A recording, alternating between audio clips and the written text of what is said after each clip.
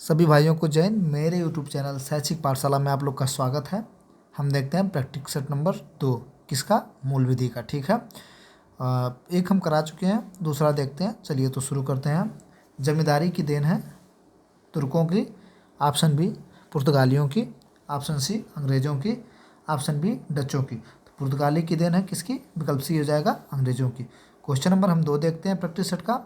अधिकार का अस्तित्व निम्नलिखित में से किस पर आधारित है, रीट पर, बी उपचार पर, सी अनुपचार पर, डी संवैधानिकता पर। ठीक, तो क्वेश्चन नंबर 2 का हो जाएगा बी उपचार पर। ठीक है, विकल्प बी, जहाँ जहाँ अधिकार है वहाँ उपचार है, अर्थात अधिकार का अस्तित्व उपचार पर आधारित है। ठीक, इसका मतलब क्या है, जहाँ अधिकार है वहाँ उपचार है। ठीक, क्वेश्चन नंबर हम 3 देखते हैं। निम्नलिखित में से कौन सी जनहित याचिका जीवन के अधिकार, राइट टू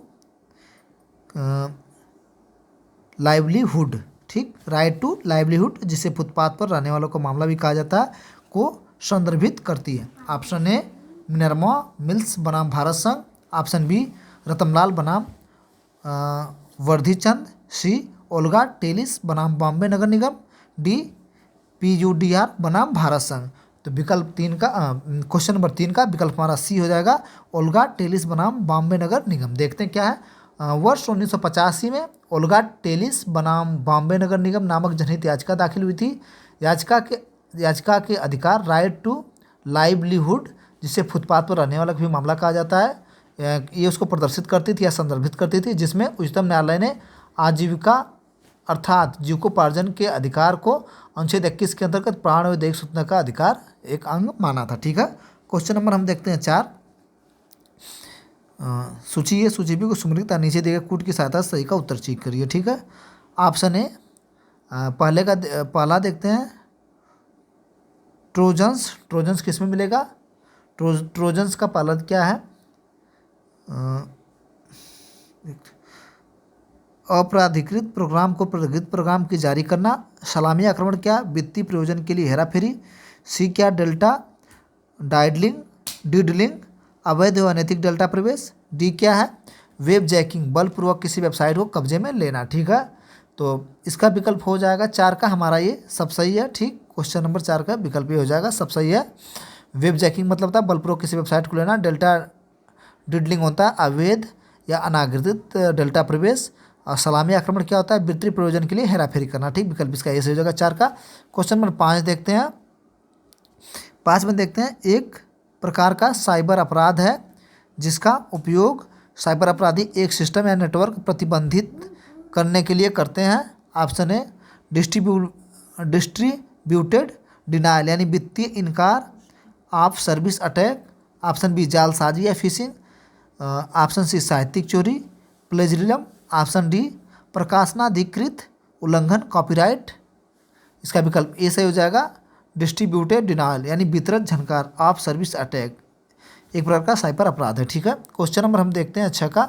सूचना प्रौद्योगिकी यानी सूचना प्रौद्योगिकी अधिनियम 2000 में अनुसूचियों की संख्या है, तो कितनी अनुसूची है इसमें देखते हैं, 1 है, 2 है, 3 है, 4 है। तो 6 में कितनी अनुसूची होगी, 6 में अनुसूची होगी 2। ठीक, सूचना प्रौद्योगिकी अधिनियम 2000 के तहत 2 अनुसूचियाँ हैं। ठीक है, क्वेश्चन नंबर हम देखते हैं अब 7। क्वेश्चन नंबर 7 देखते हैं। क्वेश्चन नंबर 7, सूचना तकनीक अधिनियम की धारा 66C के अधीन अपराध कारित करने पर कितने रुपए तक का जुर्माना अधिरोपित किया जाएगा। ऑप्शन है कितना, सूचना तकनीकी अधिनियम की धारा 66C के तहत। ठीक है, 1 लाख रुपए, ऑप्शन बी 2 लाख रुपए, ऑप्शन सी 5 लाख रुपए, ऑप्शन डी 3 लाख रुपए। तो 7 का विकल्प ऐसे हो जाएगा 1 लाख रुपए। देखते हैं, सूचना तकनीक अधिनियम 2000 की धारा 66C में परिचयात्मक चोरी के अपराध का उपबंध किया गया, जिसके तहत 3 वर्ष का कारावास या 1 लाख रुपए का जुर्माना अधिरोपित करना पड़ेगा। ठीक है, क्वेश्चन नंबर हम देखते हैं 8 का। विदेशी प्रमाणकर्ता प्राधिकारियों की मान्यता के बारे में उपबंध किया गया है, धारा 19 में, धारा 20 में, सी धारा 21 में, डी धारा 22 में। तो इसका हो जाएगा विकल्प ये सही, धारा 19 में किया गया। 8 का ये सही है, धारा 19 में किया गया इसका प्रावधान। ठीक है, क्वेश्चन नंबर हम 9 देखते हैं। क्वेश्चन नंबर 8 का हो गया धारा 19 विकल्प ए। क्वेश्चन नंबर 9 देखते हैं। सूचना प्रौद्योगिकी अधिनियम 2000 का उद्देश्य है इलेक्ट्रॉनिक वाणिज्य को मान्यता प्रदान करना। बी, सरकारी अभिकरणों में दस्तावेज को इलेक्ट्रॉनिक एवं उसे फाइल करना या सुकर बनाना। देखते हैं सी, सूचना और सूचना के भंडारण के कागज आधारित तकनीकों के उपयोग को विधि मान्यता प्राप्त करना। उपरोक्त सभी। तो 9 का विकल्प डी सही हो जाएगा, उपरोक्त सभी। इसमें देख लेते हैं फिर से।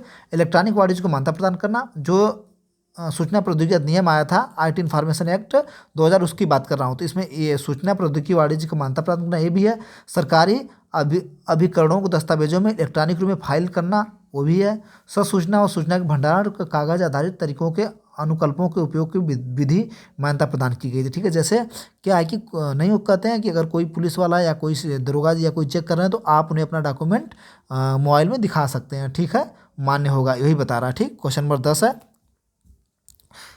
10 क्या है?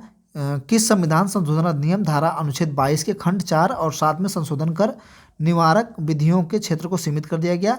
42वें संवैधानिक संशोधन में, 41वें संवैधानिक संशोधन में, 44वें संवैधानिक संशोधन में, डी 24वें संविधान संशोधन में। तो डी का विकल्प सी सही हो जाएगा, 44वें संविधान संशोधन द्वारा। ठीक है, डी का 10 का विकल्प सी सही हो जाएगा। ठीक, 10 का विकल्प सी से हो जाएगा, 44वें संविधान संशोधन द्वारा। देखते हैं 44वें संविधान संशोधन 1978 के द्वारा अनुच्छेद 22(4) में निरोध की अधिकतम अवधि को 3 माह से घटाकर 2 माह कर दिया गया था। किसमें? संशोधन कर विधियों के क्षेत्र को सीमित कर 44वें संवैधानिक संशोधन में। ठीक, देखते हैं राष्ट्रीय सुरक्षा अधिनियम 1900। क्वेश्चन नंबर 11 देखते हैं। राष्ट्रीय सुरक्षा अधिनियम 1980 कब बना?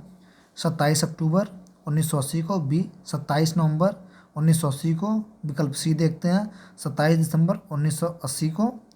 उपरोक्त में से कोई नहीं, तो इसका विकल्प सी से हो जाएगा, 27 दिसंबर 1980 को राष्ट्रीय सुरक्षा अधिनियम बना। ठीक है, क्वेश्चन नंबर हम देखते हैं 12। 12 क्या? जहाँ किसी भी कारणवश शंका पैदा हो जाए कि अभियोजन के लिए अपेक्षित पूर्व मंजूरी केंद्रीय, राज्य या किसी अन्य अधिकारियों में से किसके द्वारा ली जानी चाहिए, वहाँ ऐसी मंजूरी दी जाएगी। ऑप्शन ए, लोक सेवक को हटाने वाले किसी भी प्राधिकारी द्वारा, लोक सेवक को पदच्युत करने वाले किसी अधिकारी द्वारा, बी देखते हैं सी, लोक सेवक के भ्रष्टाचार की जांच करने वाले अधिकारी द्वारा, डी देखते हैं उस सरकार द्वारा प्राधिकारी द्वारा लोक सेवक को उसके पद से उस समय हटाने के लिए सक्षम था जिस समय अपराध किया जाना अभी कथित था। इसका विकल्प डी से हो जाएगा, एकदम बिल्कुल। उस सरकार या प्राधिकारी द्वारा जो लोक सेवक को उसके पद से उस समय हटाने के लिए सक्षम था जिस समय अपराध किया जाना अभी कथित है। ठीक है, क्वेश्चन नंबर हम 13 देखते हैं। भ्रष्टाचार निवारण अधिनियम 1988 को राष्ट्रपति की अनुमति कब प्राप्त हुई थी? ए 9/9/1988, 10/9/1988 यानी 11 तारीख 9वां महीना 1988 में, 12 तारीख 9वां महीना 1988 में। इसका ए से हो जाएगा 9/9/9। ठीक है, 3 बार याद कर लीजिएगा, 9/9/9 यानी 9/9/1988। ठीक, क्वेश्चन नंबर हम 14 देखते हैं। कोई भी सौदा जिसमें संपत्ति एक व्यक्ति के नाम स्थानांतरित कर जाती है, भुगतान किसी दूसरे व्यक्ति के द्वारा किया जाता है, वह सौदा कहलाता है। ऑप्शन ए हवाला, ऑप्शन बी बेईमानी लेन देन, ऑप्शन सी काले धन का वैध बनाम, डी काला धन। विकल्प इसका बी सही हो जाएगा, बेनामी लेन देन। बेनामी संपत्ति वह संपत्ति है जिसकी कीमत किसी और ने चुकाई हो किंतु नाम किसी दूसरे व्यक्ति को हो गया हो। यह संपत्ति पत्नी, बच्चों या किसी रिश्तेदार के नाम पर भी खरीदी गई होती है। जिसके नाम पर ऐसी संपत्ति खरीदी जाती है उसे बेनामदार कहा जाता है। क्वेश्चन नंबर 15 देखते हैं। वर्तमान आयकर अधिनियम कब लागू हुआ था? 1/4/1962 को, 1/5/1962 को, 1/8/1963 को, विकल्प डी 2/8/1965 को। इसका विकल्प ए से हो जाएगा 15 का, 1/4/1962 को वर्तमान आयकर अधिनियम अर्थात आयकर अधिनियम 1961 या अधिनियम 1 अप्रैल 1962 को लाया गया था। ठीक है, क्वेश्चन नंबर 16 देखते हैं। सूचना का अधिकार RTI अधिनियम के तहत किसी लोक सूचना किसी लोक सूचना अधिकारी से सूचना न मिलने पर कितने दिनों के भीतर सूचना प्राप्त प्रथम अपीली प्राधिकरण के लिए के पास अपनी अपील दर्ज करा सकता है। पीछे भी हमने देखते थे इसका विकल्प। इस क्वेश्चन का आंसर जो लोग सेट एक नंबर देखे होंगे वो इस सेट का आंसर देंगे, ठीक है। और आप लोग आंसर कमेंट बॉक्स में जरूर लिखिएगा, अगर आप लोग मेरी मूल विधि जो मैं सेट कर रहा हूँ उसे देखिए तो, ठीक। क्वेश्चन नंबर 17 देखते हैं। अगर लोक सूचना अधिकारी सूचना का अधिकार अधिनियम के तहत विनिर्दिष्ट अधिकार अवधि के भीतर सूचना प्राप्त को सूचना देने में असफल हो तो उसे कहा जाता है। ऑप्शन ए अवमानना, बी सूचना स्थिर, सी समय समाप्त, डी अमानित अस्वीकृति। विकल्प डी से हो जाएगा अमानित अस्वीकृति। सूचना का अधिकार नियम 2005 की धारा 7(2) के अनुसार अगर लोक सूचना अधिकारी सूचना का अधिकार अधिनियम के तहत विनिर्दिष्ट अवधि के भीतर सूचना प्रार्थी को सूचना देने से असफल हो तो उसे मानित अस्वीकृति कहा जाता है। मानित अस्वीकृति के बाद सूचना प्रार्थी को प्रथम अपीलीय अधिकारी के पास प्रथम अपील कर सकता है, उसके पास यह अधिकार है, ठीक। क्वेश्चन नंबर 18 देखते हैं। सूचना का अधिकार किस राज्य में प्रभावी है? उत्तर प्रदेश, बिहार, उपयुक्त में से कोई नहीं, उपयुक्त सभी। तो विकल्प डी से हो जाएगा सूचना का अधिकार सब राज्यों में प्रभावी, ठीक। क्वेश्चन नंबर 19 देखते हैं। राष्ट्रीय मानव अधिकार आयोग की वार्षिक रिपोर्ट 1 अप्रैल से 31 मार्च तक की है। इसके अंतिम होने के कितने समय से पूर्व मुद्रित की जाती है? इसके अंतिम होने के कितने, 1 वर्ष, 1 माह, विकल्प सी 1 सप्ताह, विकल्प डी उपयुक्त में से कोई नहीं। तो 19 का हमारा 19 का कौन से हो जाएगा? 19 का बी से हो जाएगा 1 माह, ठीक है। राष्ट्रीय मानवाधिकार आयोग की वार्षिक रिपोर्ट 1 अप्रैल 31 मार्च तक की है। इसके अंतिम होने के मतलब समाप्त होने के 1 माह पूर्व मुद्रित की जाएगी, ठीक है। क्वेश्चन नंबर देखते हैं 20। मानवाधिकार संरक्षण अधिनियम 1993 की किस धारा में सद्भावनापूर्वक की गई कार्रवाई के लिए संरक्षण का प्रावधान किया गया? सद्भावनापूर्वक, ठीक। धारा 86, बी धारा 37, सी धारा 38, डी धारा 39, ठीक है। हमारा क्वेश्चन नंबर 20 का ए सही हो जाएगा। धारा 20 का हमारा विकल्प बी सही हो सी सही हो जाएगा, धारा 38, ठीक है। मानव अधिकार संरक्षण अधिनियम 1983 के धारा जो सद्भावनापूर्वक की गई कार्रवाई है वो धारा 38 में आएगी, ठीक है। विकल्प सी सही है। क्वेश्चन नंबर हम देखते हैं 22, ठीक। क्वेश्चन नंबर 21 देखते हैं। राष्ट्रीय मानवाधिकार आयोग को परिवाद भेजने के माध्यम के संबंध में क्या सही है? फैक्स के माध्यम से, बी टीवी के माध्यम से, सी ईमेल के माध्यम से, इनमें से कोई नहीं। जब भी राष्ट्रीय मानवाधिकार के परिवाद भेजने का जो संबंध है वो हमारा जो है कि फैक्स के माध्यम से भेजा जाएगा, ठीक है। राष्ट्रीय मानवाधिकार आयोग परिवाद फैक्स के माध्यम से भेजा जाता है, ठीक। क्वेश्चन 22 देखते हैं। मानव अधिकार संरक्षण अधिनियम 1993 कब लागू हुआ था? 23 जून 1993 में। बी देखते हैं 23 जुलाई 1993 में। सी देखते हैं 23 अगस्त 1993। डी देखते हैं 28 अगस्त 1993 में। इसका विकल्प 22 का हमारा विकल्प डी से हो जाएगा 28 सितंबर 1993 की धारा 93, ठीक। अधिनियम मानव अधिकार संरक्षण अधिनियम, ठीक, 1993 की धारा 1 के 3 के अनुसार यह 28 दिसंबर 1993 को बनाया गया था, प्रवृत्ति हुआ, लागू हुआ था, ठीक। क्वेश्चन नंबर हम 23 देखते हैं। मत व्यक्ति द्वारा लोक स्थान में अवचर दंडनीय कृत है। धारा 355, धारा 356, धारा विकल्प सी 357, धारा विकल्प डी धारा 358। तो इसका ए से हो जाएगा धारा 355। भारतीय न्याय संहिता 2023 की धारा 355 में मत व्यक्ति लोक स्थान में अवचरण दंडनीय कृत है, ठीक है। क्वेश्चन नंबर 24 देखते हैं। केंद्रीय चिड़ियाघर प्राधिकरण के कार्य हैं। चिड़ियाघरों को मान्यता प्राप्त करना, बी चिड़ियाघरों की मान्यता समाप्त करना। क्वेश्चन अब इसका विकल्प देखते हैं। सी चिड़ियाघरों में रखे गए पशुओं के लिए आवास और चिकित्सा सुविधाओं के लिए न्यूनतम मानक विनिर्देश करना, उपयुक्त सभी। तो विकल्प 24 का हो जाएगा डी उपयुक्त सभी, ठीक है। क्वेश्चन 25 देखते हैं। वन संरक्षण अधिनियम 1993 प्रवृत्त हुआ था 4 अगस्त 1992 में। 6 अगस्त बी विकल्प है 1992 में। सी विकल्प है 7 अगस्त 1992। डी विकल्प है 9 सितंबर 1992 में। तो इसका विकल्प ए सही हो जाएगा 4 अगस्त 1992, ठीक है। Practice set number question number हम 26 देखते हैं। ध्वनि प्रदूषण की सीमा एवं मानदंड का निर्धारण निम्नलिखित में से किस वाद में किया गया? ऑप्शन ए वन री ध्वनि प्रदूषण, बी सुभाष कुमार बनाम बिहार राज्य, विकल्प सी रामचंद्र बनाम उड़ीसा राज्य, डी MC मेहता बनाम भारत संघ। क्वेश्चन नंबर 26 का हमारा ए सही हो जाएगा वन री ध्वनि प्रदूषण, यानी ध्वनि प्रदूषण की सीमा व मापदंड का निर्धारण वन री ध्वनि प्रदूषणवाद में किया गया, ठीक। क्वेश्चन नंबर 27 देखते हैं। पर्यावरण संरक्षण अधिनियम 1986 कब बना? 23 मार्च 1986 को। बी विकल्प 23 मार्च 1986 को। सी विकल्प 23 मई 1986 को। विकल्प सी 23 अक्टूबर 1986 को। विकल्प डी 23 दिसंबर 1986 को। तो इसका विकल्प बी सही हो जाएगा, 23 मई 1986 को पर्यावरण संरक्षण अधिनियम 23 मई 1986 बना। अधिनियम की धारा 1 के अनुसार यह अधिनियम पर्यावरण संरक्षण अधिनियम 1986 कहलाए। इसका विस्तार संपूर्ण भारत पे होगा। ठीक है, क्वेश्चन नंबर हम 28 देखते हैं।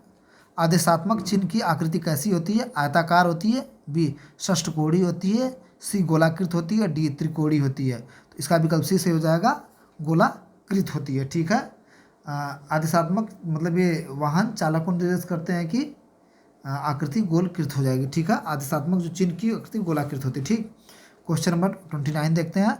योजना को रद्दकरण व उपांतर पर उपबंध मोटर यान अधिनियम की धारा में है, 101 में है, 102 में है, विकल्प सी 103 में है, डी 104 में है। तो विकल्प इसका 20 हो जाएगा 102 में। ठीक है, मोटर वाहन अधिनियम 1988 प्रस्तावित हुआ 1 जुलाई 1988 को, 1 जुलाई 1989 को, 1 जुलाई 1990 को, 1 जुलाई 1999 को। ठीक, तो क्वेश्चन हमारा 30 का हो जाएगा विकल्प बी सही, 1 जुलाई 1989 को। ठीक, अनुसूचित जाति अनुसूचित जनजाति अधिनियम 1989 का विस्तार है संपूर्ण भारत पर। बिल्कुल यही सही है, विकल्प से हो जाएगा संपूर्ण भारत पर। ठीक है, क्वेश्चन नंबर 31 का हमारा क्या है? ये हो जाएगा संपूर्ण भारत पर। क्वेश्चन नंबर 32 देखते हैं। न्याय किशोर न्याय बालकों की देखरेख और संरक्षण अधिनियम 2015 लागू हुआ था। ऑप्शन ए 10 जनवरी 2005 को, 10 जनवरी 2015 को, बी विकल्प 15 जनवरी 2016 को, सी विकल्प 20 जनवरी 2015 को, डी विकल्प 25 जनवरी 2015 को। तो 32 का हमारा बी सही हो जाएगा, 32 का हमारा बी सही हो जाएगा, 15 जनवरी 2016 को लागू हुआ था। ठीक, क्वेश्चन नंबर हम 33 देखते हैं। 33 देखते हैं। घरेलू हिंसा से महिलाओं का संरक्षण अधिनियम 2005 का विस्तार है संपूर्ण भारत पर, बी जम्मू कश्मीर के सिवा संपूर्ण भारत पर, सी देखते हैं केवल केंद्र शासित राज्य पर, डी देखते हैं उक्त में से कोई नहीं। 33 का हमारा ए सही हो जाएगा, संपूर्ण भारत पर। ठीक है, प्रतिकार भुगतान संबंधित है धारा 395 में, धारा 327 में, सी देखते हैं धारा 325 में, डी देखते हैं धारा 322 में। तो 34 का हमारा ए सही हो जाएगा, धारा 395 में। देख लेते हैं क्या है। भारतीय नागरिक सुरक्षा संहिता 2023 की धारा 395 के तहत दंडादेश देने वाला न्यायालय प्रतिकार भुगतान का आदेश दे सकता है। क्वेश्चन नंबर हम देखते हैं 35 देखते हैं। पत्नियों, बच्चों और माता पिता के भरण पोषण के लिए BNSS की धारा के तहत जारी किया गया। अब विकल्प 144 धारा, विकल्प बी धारा 145, विकल्प सी धारा 123, विकल्प धारा डी 124। विकल्प इसका ए से हो जाएगा, धारा 144 जो है कि पत्नियों, बच्चों, माता पिता भरण पोषण की जो धारा BNSS की है वो है 144। ठीक, 136 देखते हैं। भारतीय नागरिक सुरक्षा संहिता 2023 को राष्ट्रपति द्वारा स्वीकृत कब किया गया था?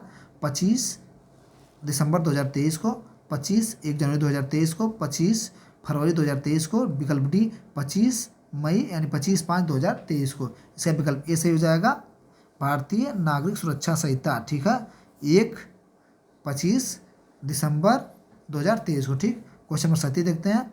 बिरसा सिंह बनाम पंजाब राज्य, ये जितने भी आएंगे बनाम वाला हम आप लोग को सब वाद पढ़ा देंगे एक किसी वीडियो में। बिरसा सिंह बनाम पंजाब राज्य का वाद निम्नलिखित है। ऑप्शन ए गंभीर द्वारा आलोचना उपरोक्त, बी हत्या से, आपराधिक षड्यंत्र से, डी हत्या के प्रयास से। तो क्वेश्चन नंबर हमारा 37 का बी सही हो जाएगा, हत्या से। ठीक है, क्वेश्चन नंबर हम देखते हैं 38। पागलपन के अभाव में ब के प्राण लेने का प्रयास करता है। तो ऑप्शन ए बी को आत्मरक्षा का कोई अधिकार नहीं है क्योंकि अपागल है, बी को आत्मरक्षा का अधिकार है यद्यपि अपागल है, अघोर उपपत्ति करने का दोषी है, असाधारण उपपत्ति करने का दोषी है। अभी इसका पीछे आया था, इसका हो जाएगा बी, ब को आत्मरक्षा करने का अधिकार यदि अपागल है। तो ठीक है, बार बार ये आ रहा है, आप इसको देखिएगा। महबूब शाह का वाद आधारित है। ऑप्शन ए सामान्य आशय से, बी सामान्य उद्देश्य से, विकल्प सी सामान्य आशय से, विकल्प ए और बी दोनों में क्या दिया, दोनों में अंतर से। तो इसका हो जाएगा विकल्प ए सामान्य आशय से। ठीक, सामान्य आशय से। ठीक, क्वेश्चन नंबर हम 40 देखते हैं। भारतीय न्याय संहिता भारतीय न्याय संहिता 2023 को अधिनियमित किया गया था। भारतीय न्याय संहिता, ठीक है। ऑप्शन ए देखते हैं इसका 6 अक्टूबर 2023 को, बी देखते हैं 30 अक्टूबर 2023 को, सी देखते हैं 25 अक्टूबर 2023 को, डी देखते हैं 31 अक्टूबर 2023 को। इसका विकल्प सी 31, विकल्प फिर देख लो 30 अक्टूबर 2023 को, सी देखते हैं 25 दिसंबर 2023 को, डी देखते हैं 31 दिसंबर 2023 को। तो विकल्प इसका सी हो जाएगा 25 दिसंबर 2023 को। ठीक, प्रैक्टिस नंबर हमारा 2 समाप्त हुआ। आप लोग बढ़िया से इसको देख लीजिए, कर लीजिए, और अच्छा लगे तो भाई सब्सक्राइब जरूर चैनल करो। मैं यूपीएससी के लिए बहुत मेहनत कर रहा हूँ आप लोगों के लिए। प्लीज़ ज़्यादा मैं कुछ नहीं कहूँगा, सब्सक्राइब भाई कुछ नहीं कर लगता है, लाइक भी कर दीजिए। ठीक, थैंक यू, धन्यवाद।